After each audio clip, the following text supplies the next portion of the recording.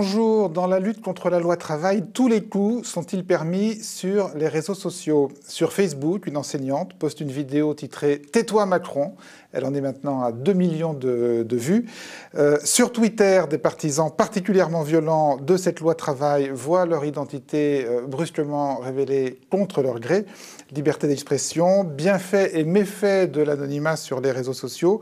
Retour sur une semaine particulièrement agitée avec nos trois invités d'aujourd'hui. Vincent. Alors avec Denis Robert qui va nous rejoindre d'ici quelques minutes, donc journaliste d'investigation, bien connu pour son travail sur l'affaire Clearstream. Donc c'est lui qui a publié sur son compte Facebook l'identité de 4 twittos, utilisateurs de Twitter, qu'il juge nauséabonds. On a en direct de Skype Marcel Sell, donc écrivain et blogueur belge, sous pseudo. Vous avez publié hier une enquête sur votre blog titrée « Comment Denis Robert a lynché un innocent ». Et enfin, Hélène, donc vous préférez, je crois qu'on ne dise pas votre nom. Oui. Vous êtes prof et vous avez publié il y a une semaine une vidéo qui est depuis devenue virale avec plus de 2 millions de vues sur Facebook au dernier comptage, 2 millions 100 je crois, où vous interpellez Macron en lui disant « On aimerait que tu fermes ta gueule ». Et ça fait suite à sa sortie. La meilleure façon de se payer un costard, c'est de travailler. Alors évidemment, on va commencer par voir cette vidéo qui est d'ailleurs pas très longue, mais puisqu'il va beaucoup être question d'anonymat dans ce débat, alors je dirais qu'il y a, voilà, il y a les journalistes dont on connaît le nom, qui montrent leur visage.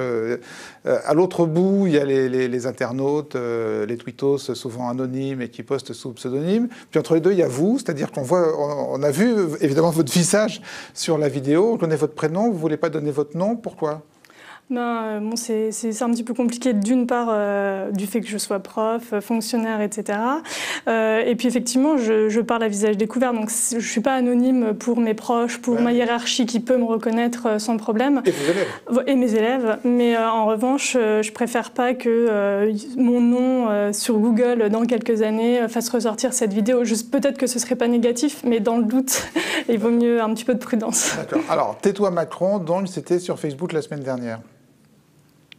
Vous avez tous entendu ce qu'a dit Macron. Il paraît que si on peut pas se payer des costards, c'est parce qu'on bosse pas. Mais Macron, tes costards, c'est des Lagonda, ça coûte 1 200 € pièce. Tu sais que 1 200 €, c'est le salaire d'une caissière en un mois? Tu crois qu'elle bosse pas, elle? Tu crois qu'elle reste toute la journée sur un transat à rien foutre?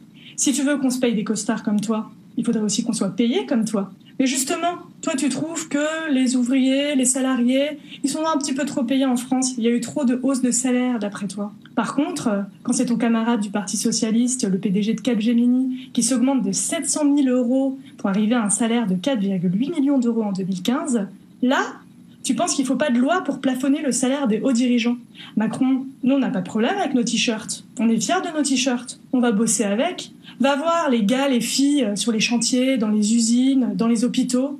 Va les voir. Ils bossent dur pendant 30 ans, 40 ans. Et c'est pas pour se payer des costards, c'est pour payer les factures, pour offrir des vacances à leurs enfants, pour payer leurs frais médicaux. Mais qu'est-ce que tu connais des difficultés financières, toi, avec tes millions? T'as été banquier chez Rothschild, et maintenant t'es ministre, alors qu'il n'y a jamais une seule personne qui a mis un bulletin dans l'urne avec ton nom dessus. Alors, Macron, on va te dire quelque chose.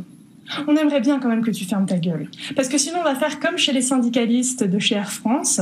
Et ton costard, eh ben on va te l'arracher. Et ton mouvement politique, ce sera pas En Marche, mais Je cours.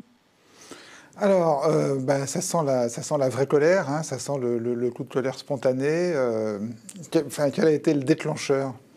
C'est simplement après avoir vu la vidéo comme tout le monde où il parle de cette histoire de t-shirt comme beaucoup de gens, je pense qu'on s'est senti méprisé et on a senti aussi la déconnexion qu'il y avait entre Macron et la majorité de la population en France qui travaille et pour autant ne peut pas ou n'a pas d'ailleurs forcément l'ambition d'avoir un costard. Et donc voilà, ça s'est écrit assez rapidement, donc on est deux à gérer cette page Facebook et donc on l'a écrit à 2. Donc qui est le deuxième ? Donc c'est Rudy. Et qui est Rudy ?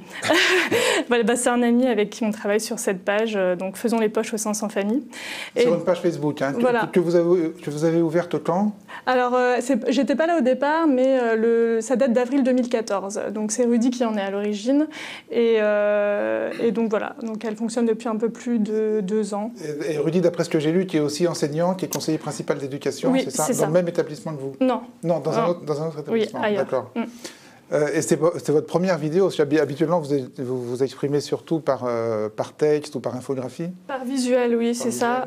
Donc, effectivement, ça faisait un petit moment qu'on se disait que ce serait sympa de faire une vidéo, mais on n'avait pas vraiment de... Enfin, on en avait déjà fait une d'ailleurs, mais c'était du montage, on n'apparaissait pas. Et puis, on s'était dit que voilà, c'était un petit peu dans nos projets. Et puis, bon, là, on a eu vraiment le réflexe, on n'a pas vraiment réfléchi, mais on s'est dit que ce serait sympa de faire quelque chose d'un peu plus frontal avec de l'interpellation directe. Sympa, oui. J'adore l'adjectif sympa s'agissant de cette vidéo, quoi, qui n'est pas vraiment sympa pour lui. Non, c'est pas sympa pour lui, mais c'est sympa pour les gens qui je crois, se sont sentis... Enfin, il y a quand même beaucoup de gens qui se sont visiblement sentis représentés dans la vidéo. Donc voilà, c'était un petit peu un coup de colère, mais qui était partagé, je crois, par beaucoup de gens. Vos élèves l'ont vu? Oui. Assez rapidement, ils l'ont vu et ils ont fait tourner le message dans tout l'établissement où je travaille. Ils étaient contents. Ils étaient contents pour le nombre de vues. Voilà, c'était madame. C'est surtout le nombre de vues. Et sur le fond? Alors, il y a beaucoup d'élèves quand même qui m'ont dit oui, madame, surtout les plus grands.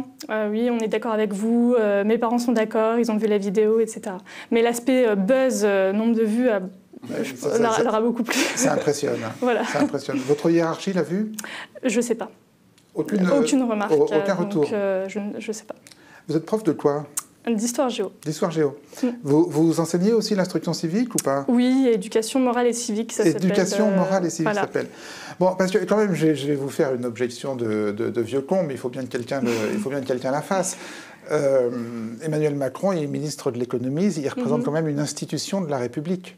Quoi qu'on pense, il représente une institution de la République.